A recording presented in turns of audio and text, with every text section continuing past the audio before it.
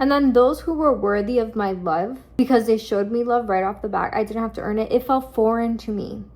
If I don't need to be in pain to receive your love, this cannot be real love. Hi guys, I miss you so much. I finally feel like I've reclaimed my power. When things are divinely guided, they happen fast. It's like the universe will not give you any room to make a decision, because the universe will make the decision for you if you are not making the decision that you need to make. Number one. Number two, I've realized, why do we as women or people who just have a lot of childhood trauma think you need to experience pain to be loved? Why do we feel like we need to suffer just to receive any type of love or adornment? You know, definitely not everybody, but I think those with childhood trauma, abandonment issues, like things like that, sexual trauma, all of the above, maybe in their childhood they were never given the love that they craved, and the only time they were given love or praise was through a difficult situation. Like they had to experience pain first to be recognized. They had to feel pain first to be finally loved the right way. It was never unconditional love. It was never unconditional showing up for you. And you learn this from your first relationships in life. And the only way you could unlearn this is if, I believe, you hit rock bottom, to realize, to have these epiphanies, to look at your life and be like, holy shit, these are patterns that maybe I never noticed before, but they're patterns and they've been occurring in my life for some time. So what is it about me and what level of self-worth am I holding that I'm allowing this to happen? That I'm allowing or thinking that I deserve to be in pain just because I want to receive love. And this is really common. I don't want to say mostly in women, but obviously like all my friends are women. I don't really have male friends. And this is super common within us. This is a learned behavior. This is a learned trait. This is not, if you had a good role model in your childhood, like a parent, a mom or a dad, but especially a mom who held her self-worth and wouldn't allow people to come in and out of her life, held her stance and her worth. If we had, or if we were shown that growing up, we wouldn't probably do this to ourselves. So much of our life we spend the majority of our time wanting validation, wanting love, wanting friendships, wanting relationships, wanting to be accepted. But it starts with you. It literally starts with you. Can you validate yourself? Can you love yourself? Can you hold yourself accountable?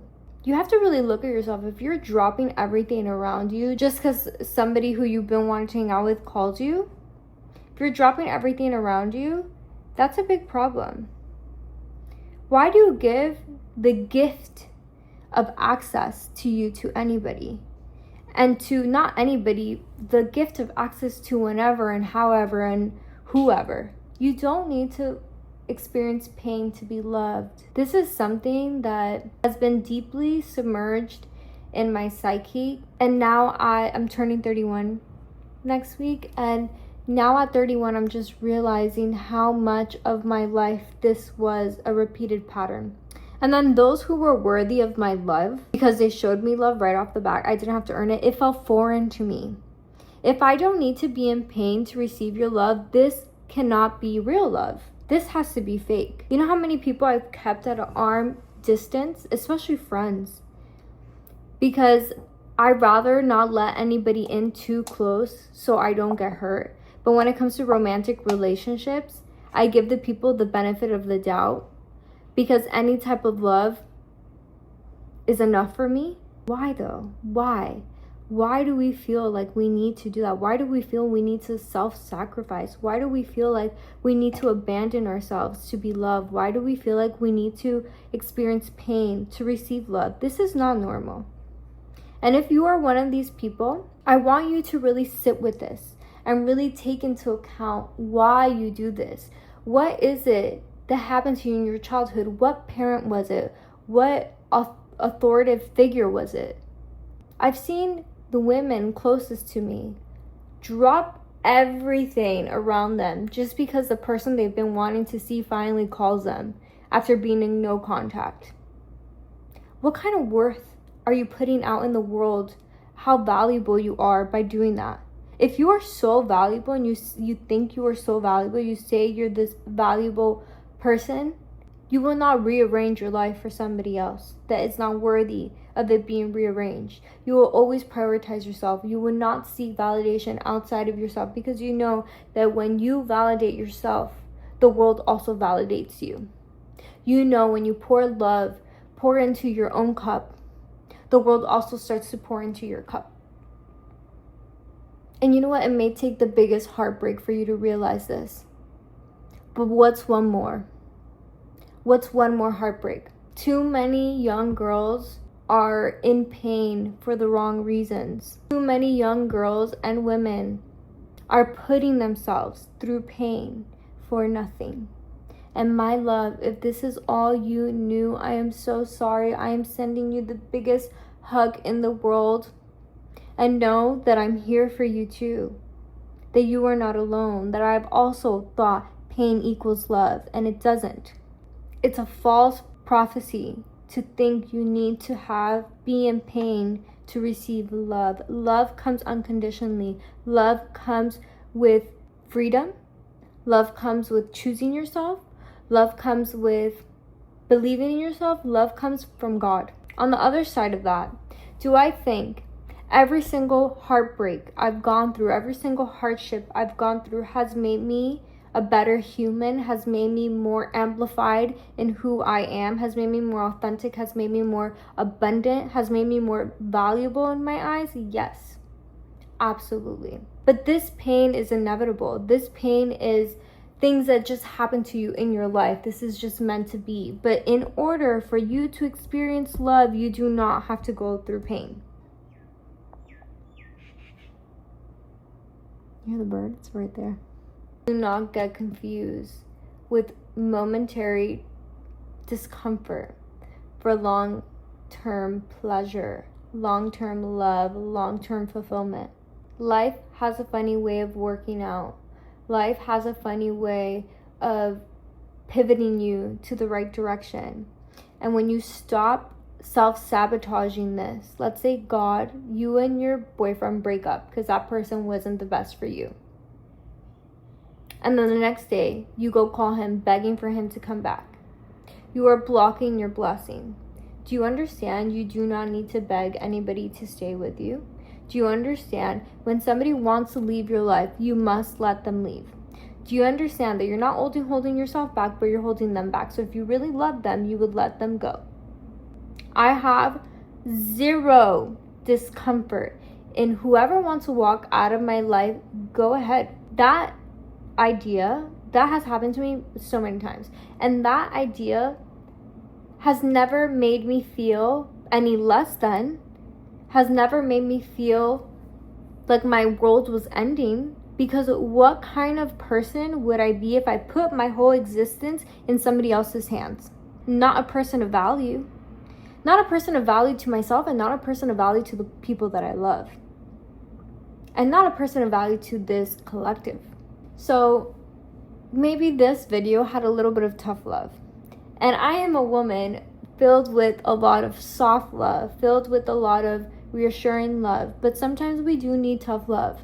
Sometimes if we will not make that decision for ourselves, the universe, God, Spirit will make it for us. And will maybe put us through the ringer. So there's no way that looking back could be the right way to go. Because sometimes we want to justify. Oh, but they made a mistake. Oh, but they knew better. They apologized. We want to justify people's behaviors, but people are constantly showing you who they are. Through words, through actions, through not showing up, or through showing up and having a weird energy towards you. Believe people when they say certain things. Believe people when they do certain things. Do not see things with rose-colored glasses just because it will make you feel more comfortable inside. Be comfortable being uncomfortable.